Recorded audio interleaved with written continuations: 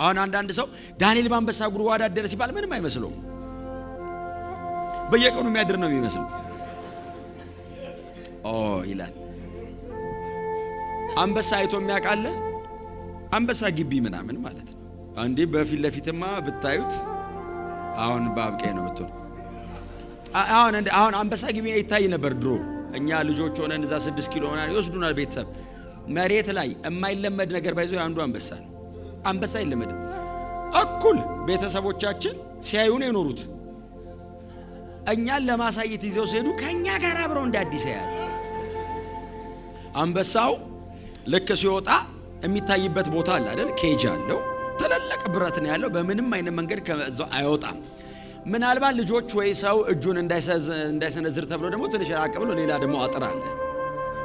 እንደዛ ደጅ ቆመን አንበሳው ለመታየት ዱብ ዱብ እያለ ብቅ ሲል ሰው ወደ ኋላ ይላል። ለማንኛውም አይወጣም እኮ እርግጠኛ ነን እኮ እንደማይወጣ። ግን ለማንኛውም አንበሳ አተኩሮ ካየ አይነን ሰበር አይደል? አሁን አይናፋር ስለሆንክ አይደለም፣ ፈርተ ነው።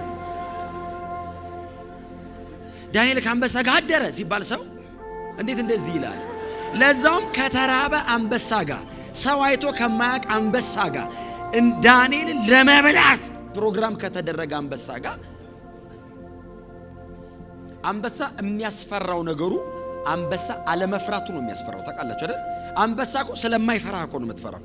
የትኛውም ያህል ትልቅ ቢሆን አውሬ ይፈራል።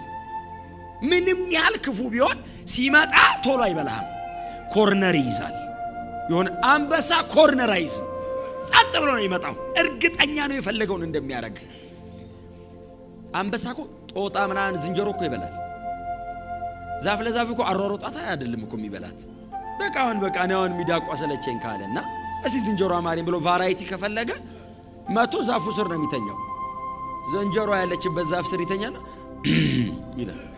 ልክ ድምፁ ሲወጣ ዱብ ትላለች። ቫይብሬሽኑ አይደለም እኮ የሚጥላት፣ ፍርሃት ናቹራሊ እግዚአብሔር ያስቀመጠበት ሞገስ ነው። ዳንኤል ገብቶ እኮ ቁጭ ብሎ አላደረም። ተኛ የሚል ቃል አለ። እኔ አሁን አይገባኝም፣ በኋላ ታስረዱኛላችሁ አገልጋዮች። እኔ አሁን አንበሳ ጉድጓድ እኔ አሁን ባይተኛስ? አሁን ቁጭ ብሎ ቢያድርም እኮ ተአምር ነው። አድቫንስድ ናቸው ሰዎቹ። ገብቶ ለጥ አለ እንዴ! እኔ አሁን አልተኛም። እኔ አሁን እውነቱን ብነግራችሁ አሁን እጁ አለ፣ ጎፈሬው አለ፣ እያያችሁት ወይ የእግዚአብሔር ሥራ።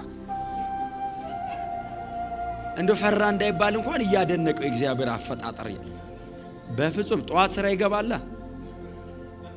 አይደል? አውጡት ነው ወደ ስራ ሄደኩ አይደል? በእግዚአብሔር ላይ ያለው ትረስት ነው። ዳንኤል እንቅልፋም ሆኖ ሳይሆን በእግዚአብሔር ላይ ያለው እምነት ነው። ይሄንን የሚያክል ግዙፍ ታሪክ ቢሰበክ ሁሌ መልእክት መሆን የሚችል ነገር ልዩ መንገድ አለው።